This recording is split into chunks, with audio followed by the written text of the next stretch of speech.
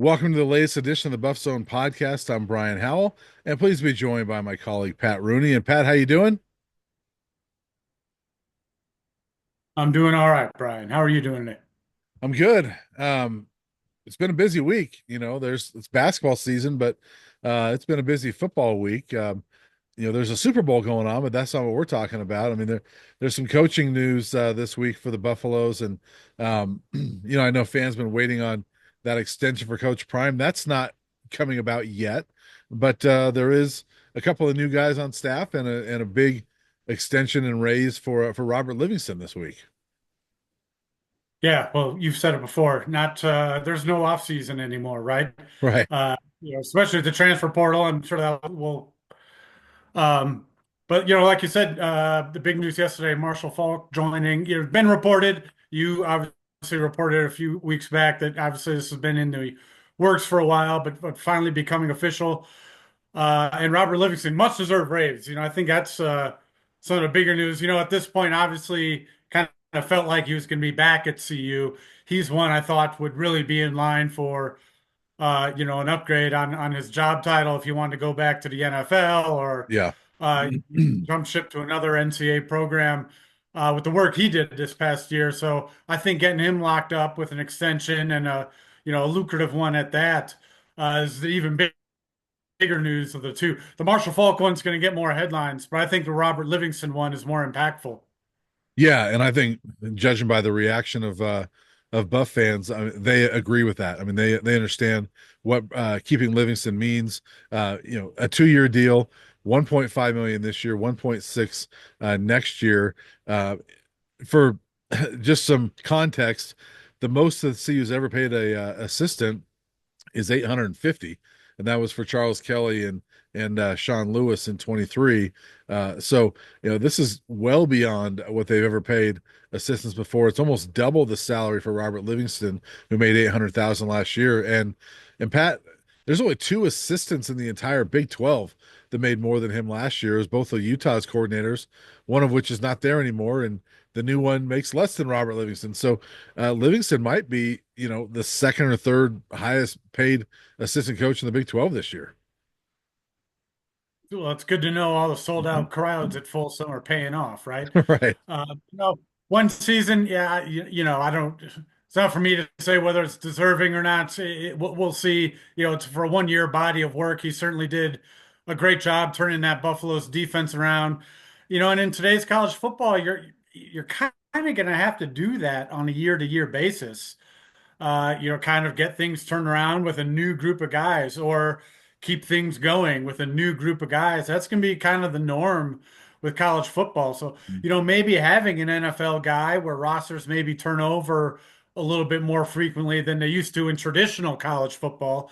Maybe that's an asset. Maybe that's the trend going forward. I don't know, but he's going to be tasked with earning his money. But certainly with the job he did last year, deserving of a raise and certainly deserving of being locked up, I should say, after being turning that defense around. Certainly one of the surprising aspects. I think going into the year, we both talked about, certainly for me, the biggest question marks were the O line and the defense in general, and especially the defensive front. But the offensive line is maybe a little up and down. Certainly had their moments and were good at times, but the defense, I think, is the biggest difference and the biggest reason why this team was able to get to where it did this season, finishing things up at the Alamo Bowl. Yeah, and I mean, arguably the best turnaround in CU history defensively. I mean, statistically, I wrote about it earlier, I think in January, that it was the first time in CU history that the total defense improved by 100 yards year over year, and it was like 12 points per game less than the previous year. So obviously, a lot of seniors really helped with that, and some guys coming back. A Shiloh, a Cam, Levanta Bentley and the Hill Green. So they're gonna have to replace a lot of people, but you feel pretty good about Coach Livingston, especially the way he was talked about by those players.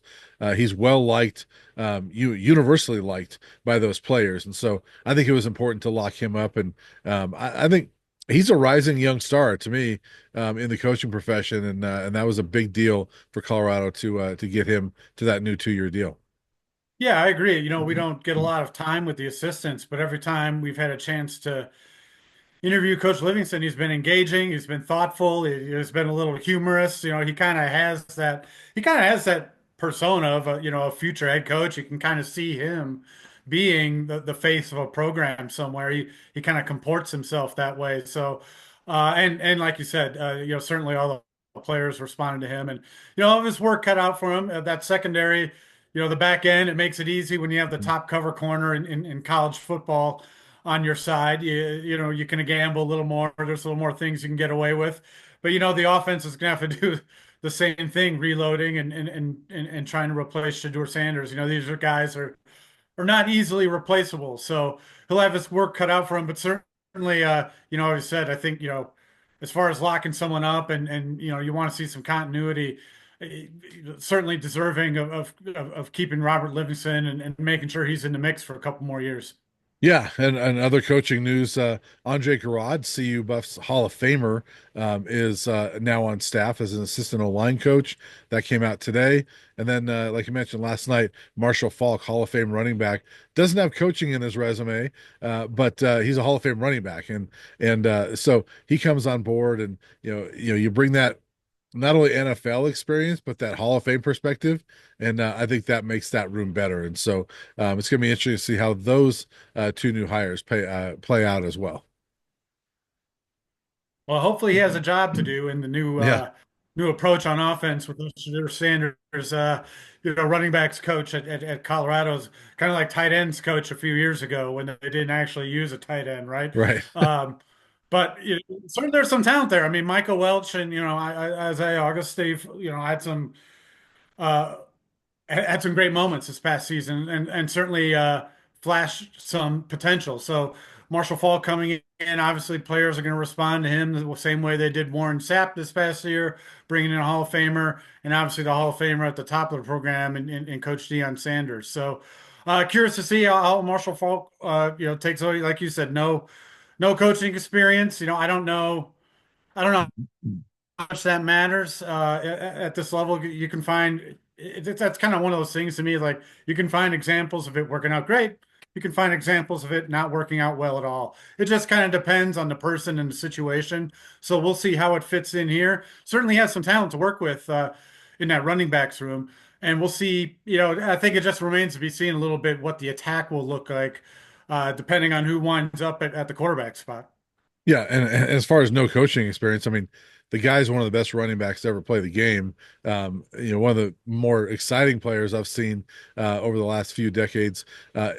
If he can teach the running back position and he can relate to young players, he can coach and he'll be just fine. So, and our colleague Adam Munstertiger and I, we were talking earlier today. They've also got Tommy Robinson as an assistant running back coach, who's a longtime running back coach. So he's got that with him as well to kind of help him along. So I like the hires, and certainly locking up Livingston was the big one. But yeah, this whole staff has got sort of their work cut out for them, right? To replace Shador or Travis and a whole bunch of seniors that were pretty good. It's going to be a totally new team, and they've all got their work cut out for them. Yeah, absolutely. As we get closer to, I can't believe we're in February now. We have a spring game date. So it doesn't seem too far away anymore. Yeah, And probably get to meet, we get the assistants at some point or another over the course of spring practice. So, which isn't too far away at this point. yeah, we're about a month away. So there's still, and at that point, basketball will be wrapping up, and but there's still a lot of basketball, and we're talking about coaches that have their work cut out for them. I'm not sure there's one that has more work cut out for him than Tad Boyle, right? Yeah, I was gonna say basketball will be wrapping up and probably mercifully so for the men. We've talked about it on here before. I'll be writing, I've written a few things obviously, and we'll write more as we try to wrap up the season. I mean, there's still a lot to go, but I said it. I didn't think this team would be this bad. We said on the last podcast, I didn't think they'd finish 15th, and you and I joked on the side. When they finish 16th, I'm not going to be like, "See, told you so." They weren't going to finish 15th. I thought they'd be a little better than that. I didn't. Yeah. I didn't think they were going to be a top half of the division team. The way the tournament, the Big 12 tournament breaks down is the lower nine seeds kind of play each other on the opening day. The top four have a double bye. The next four have a single bye. And I was pretty confident the Buffs would be in that back eight, I should say. I said bottom nine, bottom eight. But I thought they could, in a good season, I thought they'd be able to surprise someone at home, for instance, much the way they surprised UConn in Maui. Yeah. I thought they'd knock off certainly some of these other middle of the pack teams at home. And I didn't think they'd just be this bad where they find ways to lose. But there's guys that haven't panned out that they've brought in. And there's other guys that have, regressed. I feel like the only guys that have really genuinely taken steps forward from November, from an individual standpoint, from November until now, here we are going into some of the hardest games of the season, is Bangot Dak and the freshman Sebastian Ronchik. Yeah. Other than that, they have a lot of guys. Julian Hammond's played hard, but he's had his ups and downs, and he's been defendable against some very good defenses. Javon Ruffin is shooting better now. That's a big product of feeling better. I know he was dealing with an ankle issue early in the year, but even he's been pretty low turnover guy, and had a couple real costly ones down the stretch at Utah just the other night. So, that's not to pick on any one player. This has absolutely been a team-wide effort, but I'm still shocked that they've been this bad. Yeah. Me too. And I was telling you before that game Wednesday, I'm like, they're going to get it tonight. That's the night. Yeah, And I even at wasn't. halftime, I was not feeling your confidence, buddy. no. And even at halftime, down 12, you're like, it's not happening. And then I'm watching, I'm covering the women at the same exact time. So I'm just watching the score of the men, and they've got it down to like 3 or 2. And I was about ready, like, ooh, I can't wait for that. I told you so. And then I look up again, they're down 15. I'm like, what the heck happened here? So, Yeah, I'll take a little credit because you know this drill, right? Sometimes we do these running stories that we yeah, try to post immediately after games. You do it for football, just to, a quick recap, and we kind of obviously fill in later with a much more thorough story. But I started writing that at halftime, right, about how bad they were, and then they put a run together, and I yeah, was like, all right, so I kind of scrapped that. yeah, Obviously I wound up just kind of going with something else to hold over until I did the final story. But that drill, you start writing something because you think you know the way the game is going, and then the opposite thing happens. So right. they put together a little run there early in the second half, got it close a couple times. I think they got it down to two. But profiled a couple of those games at home. Cincinnati was like that, West Virginia was like that, where they got it close but couldn't get over that hump. And the discouraging thing if you're a Buffs fans, and certainly if you're that team, is what's coming next. The schedule hasn't been that bad through 11 games. Among the top five teams, I wrote about this yesterday, of the top five teams in the Big 12, which is your Texas Tech, Arizona, Houston, Kansas, and Iowa State. They've only played two conference games against those teams. Now, obviously, they had the extra one against Iowa State, Yeah, but they've only played two games against those five teams. The four teams immediately above them at the bottom of the standings: Central Florida, West Virginia, Oklahoma State, and Arizona State. And they've lost all four of those teams, including Arizona State twice. So they're 0 and 5 against those teams. yeah, And then they got a healthy dose of those top tier teams the rest of the way here. So where's the win come from? I don't know. Next week they got Central Florida at home. That's certainly one that they should have won on the road. I've talked about it before. yeah, That's one I always come back to. That you're up three and you have the ball, and I forget if it was under 3 or under 2 minutes left, but you're in control, and you wind up holding them without a field goal the rest of the way, and still manage to lose that game. So, there's been some blowouts along the way, but Utah was another one where you're in the game right at crunch time, and this team is finding ways to lose. yeah. And like I said, it doesn't get any easier. You got number 5 Houston, coming in, and then you got a couple games with Kansas coming up, and I think there's a Baylor game in there, and so it doesn't get any easier. And you've written a ton about it. We don't need to go over all of it, but there's a lot of history that's about to be made here by this Colorado team, Yeah. and it's not good history.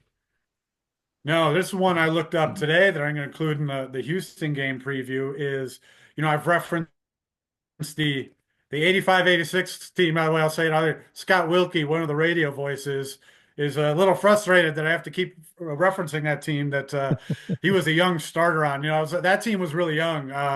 they played a lot of freshmen and sophomores. If you go look at it, it's the group that finished 0-14 in the Big Eight. But that's also the last team right now. They are sitting on, let me double check this here, make sure I get this right. Right now, they're sitting on 5 consecutive home losses, which has never happened under Tad Boyle. Hasn't happened since that 08, 09 team. That's another one I've been referencing lately that lost the final 12 games in a row. That's the longest, that's the most recent longest losing streak to the 11 now. They did it at the end of the year. That's the last time they've lost 5 in a row at home.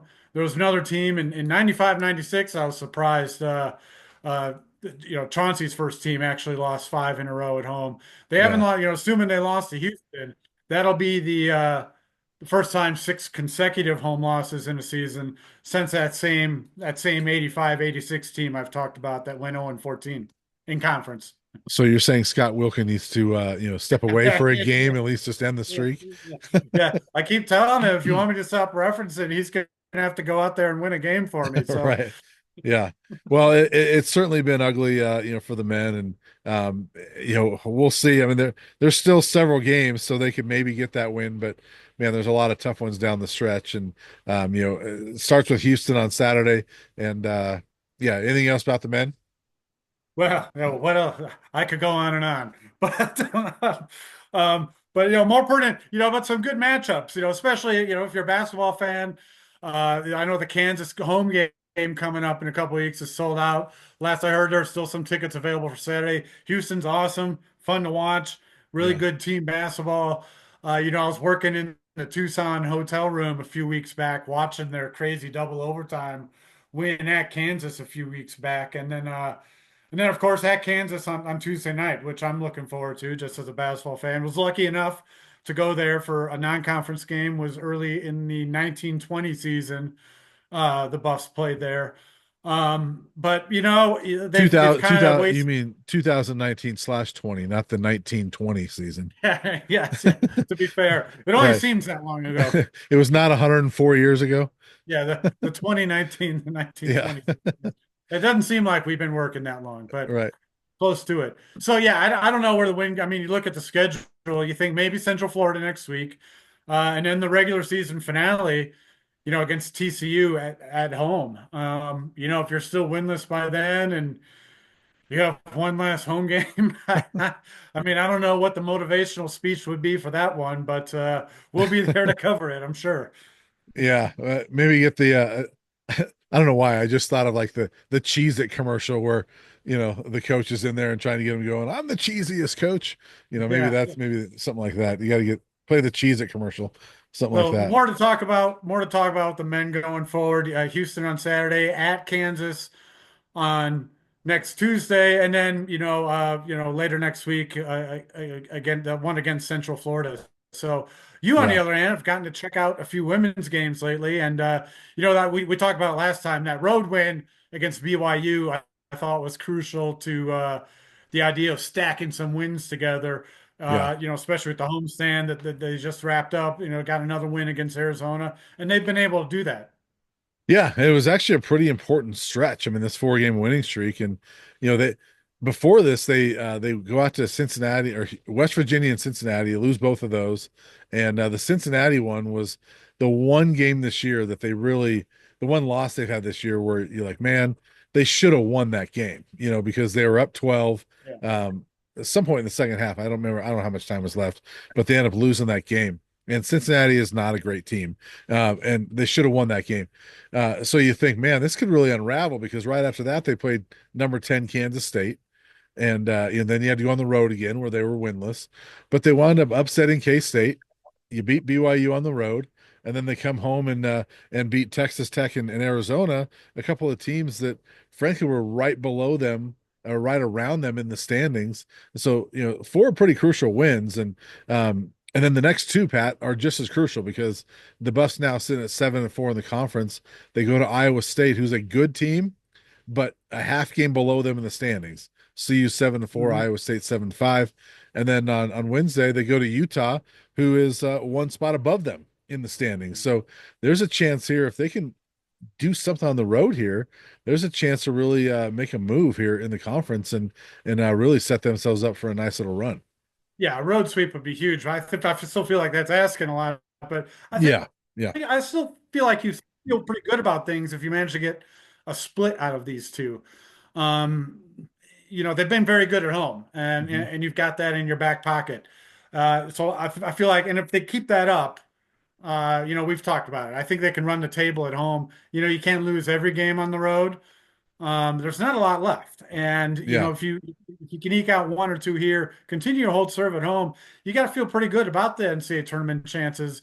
I don't they probably still won't be in a place where they can be one and done at the Big 12 tournament. But I Mhm. think if you do all that, you feel pretty good about your seeding when you get there. You feel pretty good about getting a win and getting into the big tournament. And frankly, on a neutral floor, I still like if this team plays well with their balance and they've been a pretty typical different players stepping up on different nights kind of team so far. And with that kind of approach, you still got to like their chances against a lot of who they might face in a Big 12, early round setting in the conference tournament. Yeah, absolutely. And speaking of the schedule, I mean, we're talking about the men being this daunting schedule, the women not quite like that, and the rest of their home games. I mean, they have three home games left. Houston and Arizona State are two of the bottom teams in the conference. Then they got Baylor, who's a good team, and beat them in Waco. But the Buffs have beat a couple of top 15 teams at home already this year, so they can run the table there. And yeah, these two games are so important because they're on that bubble. I mean, ESPN projects them as that first four out. Iowa State and Utah are both sort of solidly in the tournament right now, but they're like the bottom two teams in the tournament from the conference. You get one of those, and I think the Buffs are in good shape, and they can probably not even win their last ones on the road. I mean, at Oklahoma State, which is pretty good, and at Texas Tech, who's okay. They just beat them at home, but yeah, I mean, I think they're in a good spot. I mean, I think they're going to be a 20-win team at least going into the Pac-12 or the Pac-12, the Big 12 tournament, and you win 20 games in a power conference. I think you're in a pretty good spot. Yeah, I mean, being first four out right now is a great spot to be in, Yeah, in the first week of February. You can play your way in easily. And the scenarios we're talking about, hold and serve at home, maybe splitting on the road the rest of the way. I mean, if you do that, I don't think that knocks you out of that, that first four out spot. If anything bumps yeah, you up, the home run would include a win against Baylor, which would be quality as well. So and they have I think they'd be in good shape. Obviously, you still couldn't stub your toe, I think, immediately in the Big 12 tournament, but yeah, I think they're in fine shape for the season they've had. yeah. I think yeah. Again, win the last three at home, and one of the next three on the road. Iowa State, Utah, Oklahoma State. If you can get one of those, I mean, I think if they're 1-3 in or 1-2 in that stretch, I think that's pretty good. So I think that might be enough. So yeah, they're right there. It's certainly much more exciting prospects for the women right now, even though they're banged up. I mean, leading scorer Frida Foreman as is out with a stress fracture right now. Won't play against Iowa State. Don't think she'll play against Utah, but we'll see. But they've been able to weather that, and so, but you certainly like their chances going down the stretch a little bit better, maybe a lot better than the men. Well, certainly much better. And Yeah, regardless, they have meaningful games here to play in as we're getting, starting to get into the middle of February. So, yeah, it's always a fun thing. Last year's men's team was, a little up and down until around this point in the season is when they started to take off. So we'll see if the women can kind of put together something like that. I think one of the frustrating things for Tad Boyle has been this team has not gotten better since November yeah, collectively. They've kind of regressed, which typically his teams don't. His teams more often than not have gotten better as seasons have gone on. So if the women can kind of achieve that, and they seem to be on the right track toward doing so, I think they'll be in fine shape. yeah. I agree with you. And some good basketball coming up. And even though the men are struggling, it should be a fun one to see Houston in the event center this weekend. So, Pat, you'll cover that. I'll be covering the women, and yeah, lots of football stuff coming up as well. Hey, and hey, I get to see Houston and Kansas in about a 4 day span, so can't complain Yeah. about that. That's right. Well, fans, I think that'll do it for us. We'll be back. We'll be back next week and talk more, maybe more football news, but certainly more basketball.